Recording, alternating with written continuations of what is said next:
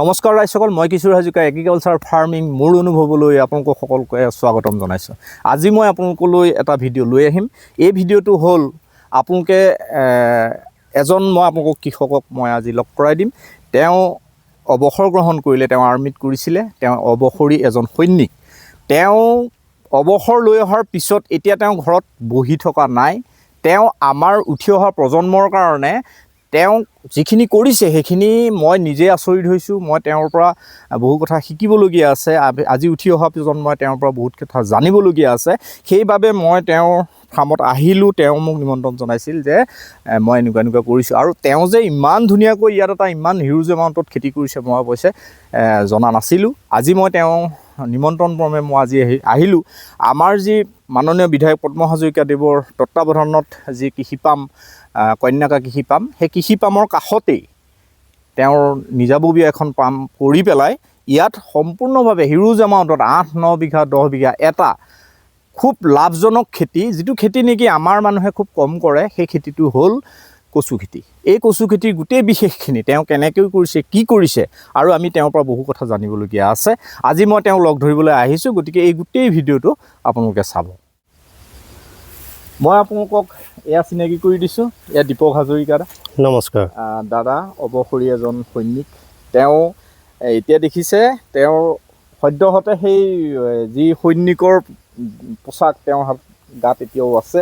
তেওঁ সঁচাকৈ আচলতে সৈনিকটো সৈনিকেই, এতিয়া খেতিৰো তেওঁ এজন সৈনিক। মই আপোনালোকক চিনাকি কৰি দিছোঁ, এয়া দীপক হাজৰিকা। গতিকে আমি এই গোটেই খেতিটোৰ বিষয়ে আজি তেওঁৰ পৰা শিকিম বুলি, ময়ো নিজে শিকিম বুলি, কাৰণ এই কচু খেতিটোৰ বিষয়ে ময়ো একেবাৰে নাজানো, আৰু যিখিনি তেওঁৰ পৰা শিকিম সেইখিনি সকলো ৰাইজৰ কামত আহিব বুলি মই এয়া দীপক দাক মই সুধিব বিচাৰিছোঁ। আপোনাৰ কচু খেতিখিনি আপুনি অৱসৰ কেতিয়া ল'লে? মই অৱসৰ লৈছিলোঁ 2024 জুলাই। তাৰ পৰা আহি আপুনি কচু খেতি কৰিম বা এনেকুৱা ধৰণৰ কথাটো কেনেকৈ ভাবিলে? মই দেখিছিলোঁ যে আমাৰ সদ্যহতে যিসকল মুছলিম মানুহ তেওঁলোকে কচু খেতি বহুত বেছিকৈ কৰে, আৰু আমি বজাৰৰ পৰা কিনি খাইছিলোঁ যদিও কেনেধৰণে কৰে আমি একচুৱেলি জনা নাছিলোঁ। মই গৈ পেলাই দেখিলোঁ যে তেওঁলোকে কচু খেতি কৰে, কিন্তু অতি বেছি পৰিমাণে তেওঁলোকে সাৰ ব্যৱহাৰ কৰে, যিবিলাক ৰাসায়নিক সাৰ। আৰু আমি খাইছোঁ যদিও আমাৰ ক্ষতি হৈছিলে। তাৰপিছত মোৰ জ্যেষ্ঠ দাদা, তেওঁ এক্স ছাৰ্ভিচমেন, আৰ্মিৰ পৰা ৰিটায়াৰ হৈ পেলাই বেংকৰ পৰা ৰিটায়াৰ হ'লে। দুয়োজনে আমি কথা পাতিলোঁ যে আমি নিজেই কৰি, আমি বেলেগৰ পৰা যেতিয়া আমি কিনি খাবলগীয়া হৈছে, আমি নিজেই কৰি নিজেই খাওঁ আৰু আনকো খুৱাওঁ। আৰু আমাৰ যিখিনি উঠি অহা প্ৰজন্ম তেওঁলোককো আমি দেখুৱাব বিচাৰোঁ যে খেতি কৰিব পাৰি, আৰু খেতি কৰি এটা ভাল তাৰমানে মোটা ৰকম লাভ ল'ব পাৰি। আমি যেতিয়া অন্যক দিয়াতকৈ আমি নিজে কিয় ল'ব নোৱাৰোঁ, আমি ল'ব পাৰোঁ। আৰু সেইটো ভাবি পেলাই আমি দুয়োজনে এখন পাম খুলিলোঁ। পাম খুলি পেলাই প্ৰথম আমি ষ্টাৰ্ট কৰিছিলোঁ সৰিয়হ খেতিৰ পৰা। সৰিয়হ খেতি কৰাৰ পিছত আমি দেখিলোঁ যে মাটিটো এটা খেতি কৰি পেলাই মাটিটো এনেই পেলাই থোৱাতকৈ আমি আৰু এটা খেতি আমি কৰিব পাৰোঁ। সৰিয়হৰ পিছত আমি এইটো খেতি হয়। তাৰপিছত সৰিয়হ খেতি কৰাৰ পিছত আমি সৰিয়হ খেতি কৰাৰ পিছত আমি এইটো কচুটো কৰা নাই। আমি সৰিয়হ খেতি কৰাৰ পিছত আমি কৰিছোঁ মৰাপাটৰ খেতি, সেইটো আপোনালোকক দেখুৱাম। আমি ইয়াত কৰিছিলোঁ আলু খেতি। আলু খেতি আমি আলু খান্দি আলু উলিওৱাৰ পিছত তাৰপিছত আমি কচু খেতি কৰিছোঁ। কচু খেতি কৰিলে এটাই লাভ, যিটো আমাৰ মাটি, তলৰ মাটি ওপৰলৈ আহে আৰু ওপৰৰ মাটিটো তললৈ গুচি যায়। তেতিয়া মাটিটো কি হয়, চাপৰি মাটি, বালি অহিয়া মাটি, তো মাটি আৰু বালিটো মিক্স হৈ যায়। মিক্স হৈ গ'লে পিছত যিটো আমি খেতি কৰিম, মাটিৰ উৰ্বৰতা বাঢ়ি যায়। আৰু কচু খেতিৰ কাৰণে আপোনাক লাগিব গোবৰ। এইটো সম্পূৰ্ণ জৈৱিক, সম্পূৰ্ণ জৈৱিক। আমি গোবৰ প্ৰায় আমাৰ ইয়াত আছে 9-10 বিঘামান আছে আমাৰ কচু খেতি। সেই কচু খেতিত আমি কমচে কম 30 ট্ৰেক্টৰমান আমি গোবৰ পেলাইছোঁ। মানে বিঘা হিচাপত আপুনি কওক, বিঘা হিচাপত কিমানমান গোবৰ দিব লাগে? বিঘা হিচাপত 3 ট্ৰেক্টৰ গোবৰটো লাগিব। বিঘাত 3 ট্ৰেক্টৰ লাগিব। তাৰপিছত আপোনালোকে কোন মাহত এই কচুটো ৰোপণ কৰে? আমি এই কচুটো ৰোপণ কৰোঁ আমি বহাগৰ লাষ্টত, নহ'লে জেঠৰ পহিলা।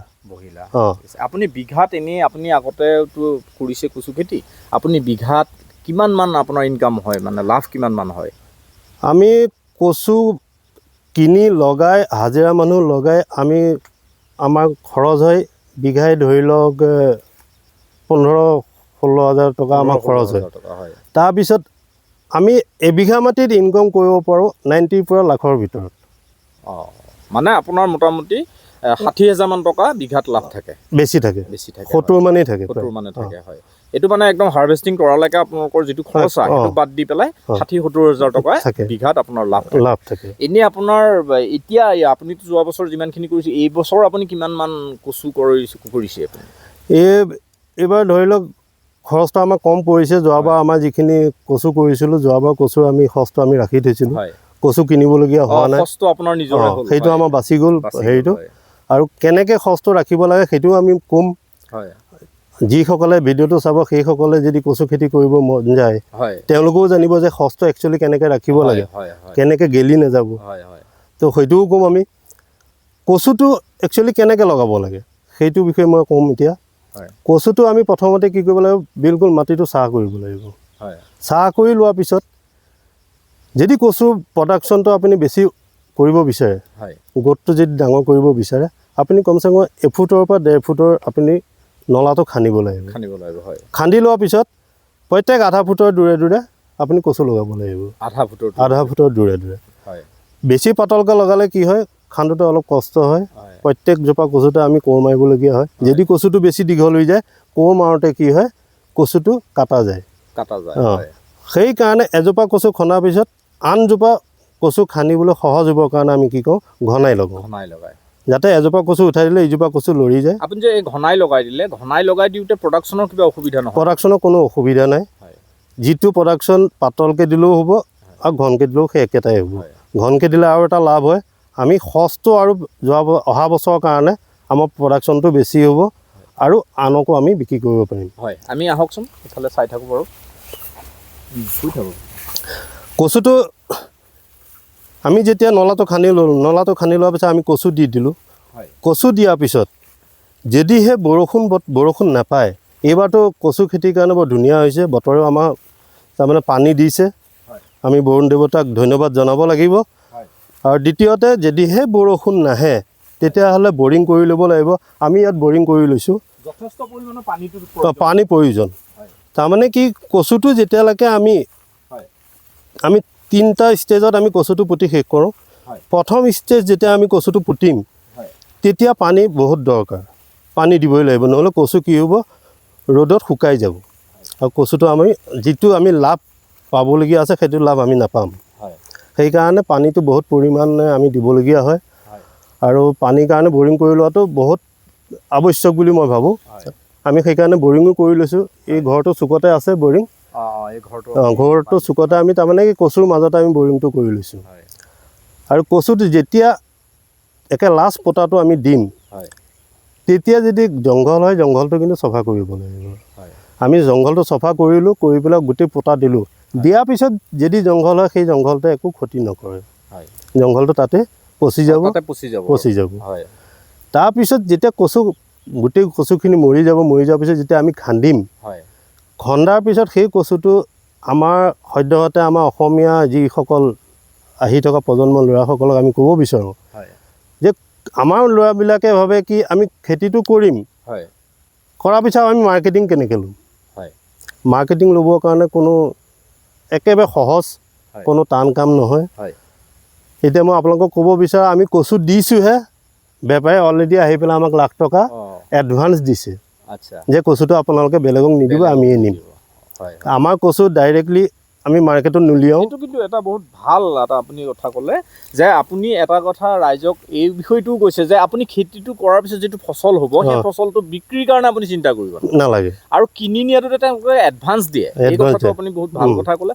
আৰু আপোনাৰ এই ভিডিঅ'টোৰ যোগেদি যদি কোনোবাই যদি খেতিটোৰ বিষয়ে খুব যে আগ্ৰহী, তেওঁ কৰিব বিচাৰে কিন্তু তেওঁ পদ্ধতিখিনি নাজানে, যদি আপোনাৰ পৰা তেওঁ শিকিব বিচাৰে, আহে আপোনাক লগ ধৰে, তেতিয়াহ'লে নিশ্চয় চাগে বিলকুল সহায় কৰিম। ঠিক আছে, আপুনি এতিয়া মোক এটা বস্তু কওক যে এই খেতিটো যিটো আপুনি ইমান ধুনীয়াকৈ কৰিছে, এই খেতিটো অসমবাসীক কি ক'ব আপুনি, যে এই খেতিটো কৰিলে কি লাভ লোকচান, এই কথাখিনি আপুনি অন্তত উঠি অহা প্ৰজন্ম বা আমাৰ যিখিনি কৃষক আছে এই কৃষকখিনিক লাভ হ'বৰ বাবে আপুনি কওকচোন তেওঁলোকক কি কয়। মই এটাই ক'ব বিচাৰিছোঁ, কচু খেতি আৰু কুঁহিয়াৰ খেতি এই দুইটা খেতিতে লাভ এইকাৰণে হয় আমি মোটা এটা ৰকম একেলগে পাওঁ একেলগে পায় হয় বাকী খেতি কৰিলে ধৰি লওক আমি ধান খেতি কৰিছোঁ হয় কেতিয়াবা ধানটো দাম কমে কাৰণে আমি ৰাখি থৈ দিওঁ দাম বাঢ়িব আমি বিক্ৰী কৰিম দাম বাঢ়িবলৈ বিক্ৰী কৰিবলৈ যাওঁতে আমি ধানটো ৰাখি থওঁতে ধানটো শুকাই পেলাই ৱেটটো কমি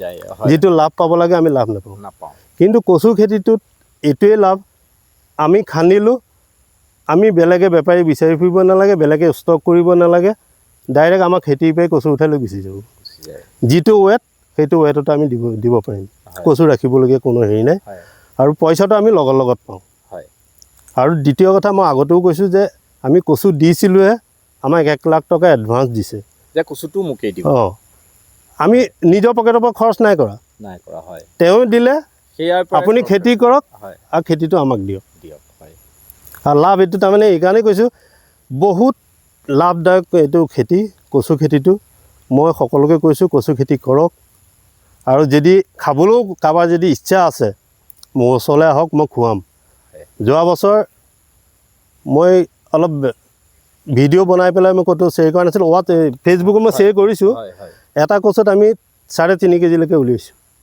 এটা কচু বহুত ডাঙৰ হৈছে বহুত ডাঙৰ তাৰমানে ইমানটো ধৰি লওক গোটটো হৈছে ইমানটোমান দীঘল হৈছে 3.5 কেজি আমি নিজে ৱেট কৰিছোঁ একে 3.5 কেজিলৈকে হৈছে আৰু সেইকাৰণে যিসকলে নিবলৈ আহিছিলে বেপাৰী তেওঁলোক দেখি আচৰিত আৰু সেইকাৰণে এইবাৰ আহি পেলাই আকৌ 1 লাখ টকা এডভান্স দিছে বেলেগক নিদিব আৰু এইটো কচু আমাৰ ডাইৰেক্টলি চিপছ ফেক্টৰীলৈ আমাৰ যায় এতিয়া ৰাইজসকল মই আপোনালোকক দেখাওঁ আপোনালোকে চাওক ইয়াৰ কচু ইমান ধুনীয়া হৈছে আৰু আটাইতকৈ মই এটা আচৰিত পাইছোঁ এই কচু ওখ কিজানি ইয়াত আপোনাৰ মাজত সোমালে আপোনাৰ ওখ 6 ফুটমান ওখই হৈ গৈছে নেকি চাওঁ অকণমান সোমাই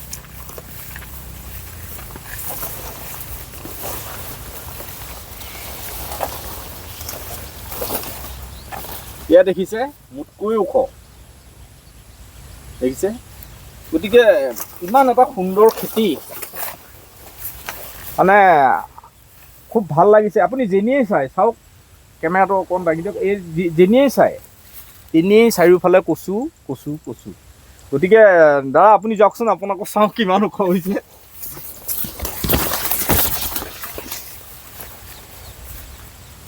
এয়া দেখিছে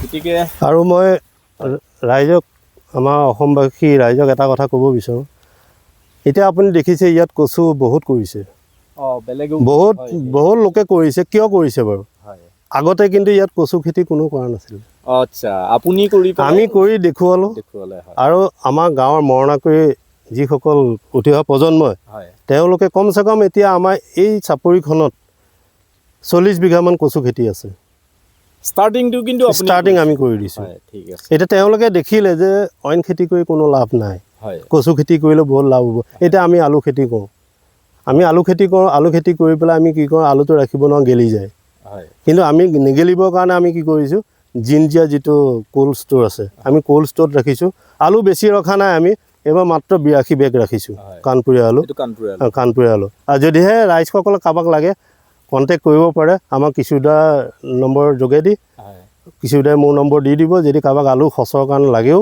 হয়তো ল'ব পাৰিব আমি কোল্ড ষ্ট'ৰত ৰাখিছোঁ আমি ছেপ্টেম্বৰ লাষ্ট মানত আমি আলুটো উলিয়াম আৰু যদি কাৰোবাক লাগে আমাক কণ্টেক্ট কৰিব পাৰে আমি দিম আৰু এই আপুনি যিটো ইয়াৰ সচটো মানে গুটিটো এই গুটিটোতো আপুনি চাগে এইবাৰ বিক্ৰী কৰিব আমাক যিটো দৰকাৰ হয় সেইটো ৰাখি পেলাই বাকীখিনি আমি বিক্ৰী কৰিম লাগে সেইটো আপোনাক যদি মোৰ যোগেদিয়ে হওক বা আপোনাৰ যোগেদিয়ে হওক কোনোবাই যদি বিচাৰে আপুনি বিক্ৰী কৰিম ঠিক আছে আৰু যদি কোনোবাই যদি কয় যে কচু খেতি কেনেকৈ কৰে আমাক শিকাব লাগে আমি জানিব বিচাৰোঁ এইটো নহয় যে মোৰ ওচৰলৈ আহিলে মই শিকাই দিম আপোনাক কণ্টেক্ট কৰিব ঠিক আছে য'ত কৰিব খেতি মই তাত অন গ্ৰাউণ্ডত গৈ দেখুৱাই থৈ আহিম বহুত শুভেচ্ছা থাকিল বহুত ভাল লাগিল আজি অসমবাসী ৰাইজক মই আপোনালোকক কি বুলি ক'ম আজি দাদাক লগ পাই মোৰ বহুত ভাল লাগিছে কাৰণ তেওঁ এজন আচলতে অৱসৰপ্ৰাপ্ত সৈনিক মই এই কথাটো আকৌ দোহাৰিব বিচাৰিছোঁ তেওঁ আচলতে এতিয়া কৃষি সৈনিক গতিকে তেওঁক লগ পাই খুব ভাল লাগিল আৰু তেওঁৰ পৰা আমি বহু কথা জানিব পাৰিলোঁ আৰু উঠি অহা প্ৰজন্ম বা ভৱিষ্যতে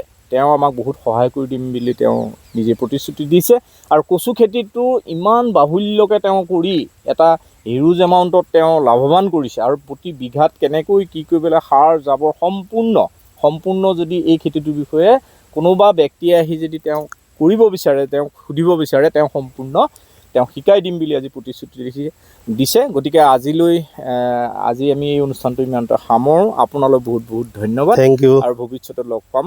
আকৌ পাম, বিলকুল। নমস্কাৰ। নমস্কাৰ। আজি ভিডিঅ'টো ইমানতে সামৰিছোঁ। আজি ভিডিঅ'টো চাই যদি আপোনালোকে ভাল পালে, গতিকে মোক কমেণ্টত জনাব, এটা লাইক কৰিব, শ্বেয়াৰ কৰিব, আৰু মোৰ ভিডিঅ'টো যদি আপুনি নতুনকৈ চাই আছে, এটা ছাবস্ক্ৰাইব কৰিবলৈ নাপাহৰিব। আজিলৈ আহোঁ, ধন্যবাদ।